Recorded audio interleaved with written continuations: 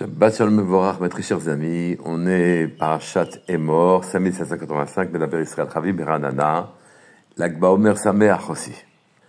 Le pasouk, le premier pasouk, est une exhortation au Kohanim.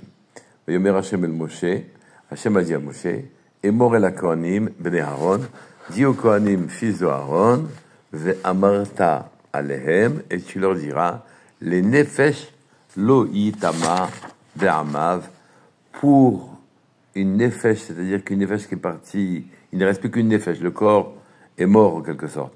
Pour un mort, vous ne rendrez pas impur ve'amav concernant votre peuple. Et ce sont les Kohanim tout particulièrement qui sont exhortés de ne pas s'approcher de ce qui est mort quand ils n'ont pas une nécessité absolue, un mort dans leur famille par exemple. La question qui se pose, c'est pourquoi eux, tout particulièrement, ne devaient pas s'approcher de l'impureté de la mort. Les Kohanim ont une particularité. Leur parnassa, leurs conditions de vie sont entièrement réglementées par Akadosh Baruch Hu. C'est-à-dire qu'ils n'ont pas à se soucier de leur parnassa, ils auront leur subsistance sans problème, puisqu'ils sont nourris par le clan d'Israël. Leur kavod, le sentiment qu'ils font quelque chose sur terre, ils n'ont pas non plus ce problème, puisque leur travail est réglementé par Hachem et ils ont une position prééminente. Quand il y a un Kohen dans un Beit HaKnesset, c'est lui qui monte en premier à la Torah. Et il est remarqué et loué dans le peuple. Ils n'ont pas à se soucier non plus d'une activité. Hakadosh Baruch Hu leur a dévolu un travail particulier, c'est eux s'occupent de faire le relais du peuple avec le Hakadosh Baruch Hu, et eux s'occupent de la Avodat HaKodesh. Et alors, allez-vous me dire, en fait, il faut savoir ce que c'est que l'impureté de la mort, et d'où elle vient. Quand Chava, la première femme, s'est laissée tenter par le serpent, qui lui a dit, tu veux avoir une place plus importante que la tienne, si tu manges de l'arbre, du fruit de l'arbre, de la connaissance du bien et du mal, alors à ce moment-là, tu seras comme le Créateur, tu connaîtras ce qui est bien, ce qui est mal. Tu auras une vision élevée du monde dans lequel tu vis, et tu pourras naturellement t'en servir comme tu en as envie. Tu pourras l'utiliser fort à propos, et tu gagneras en pouvoir dans l'existence. Et ceci est à l'opposé de ce que nous demande Akadosh Baruch Hu. Akadosh Baruch Hu nous dit Tamim tihei im Hashem Elokecha. Intègre, entièrement, parfait, tu seras avec l'Éternel ton Dieu. Il faut comprendre ce mot intègre et parfait avec Hashem. L'exemple même du Ish Tam, c'est Yaakov Avinu, dit le Shem Mishmuel. Lorsque sa mère Rivka lui a demandé d'aller prendre des brachot chez son père, alors que elles allaient être données à un rachat, qui est Esav, alors il a dit, je préfère laisser le Créateur donner à chacun de ce qu'il souhaite. Je n'ai pas calculé les conséquences qui s'en suivront. Je ferai ce qu'il me sera permis de faire. Il a dit à sa mère, Anochi Ish Chalak, je suis lisse, entier, droit, je ne laisse pas les calculs qui me viennent dans le cœur et dans la tête m'envahir. Je suis le terrain qui est offert à mes pieds.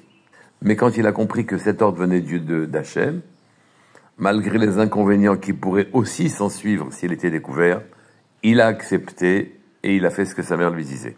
Il a renoncé, encore une fois, à ses raisonnements.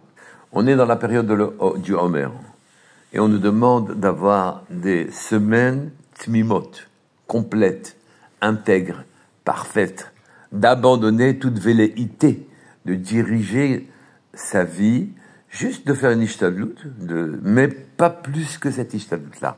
Généralement, chaque mitzvah provoque un malach, et malheureusement, nos malachim, nos mitzvot étant imparfaites, alors nos malachim, il leur manque un bras, il leur manque un pied, ils sont boiteux.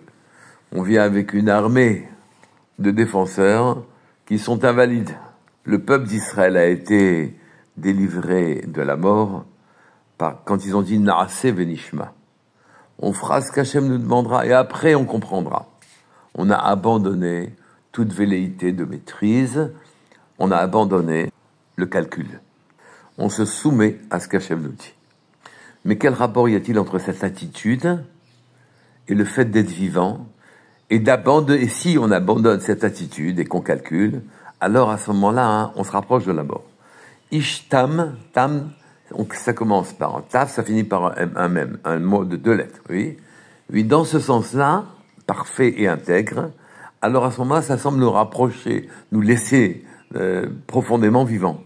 Mais quand on lit les lettres à l'inverse, quand on a désordonnancé le mot tam, il donne met. Les 2 lettres s'inversent, et alors à ce moment-là, ça donne le mot met qui veut dire mort. Les lettres qui nous qualifient sont puissantes.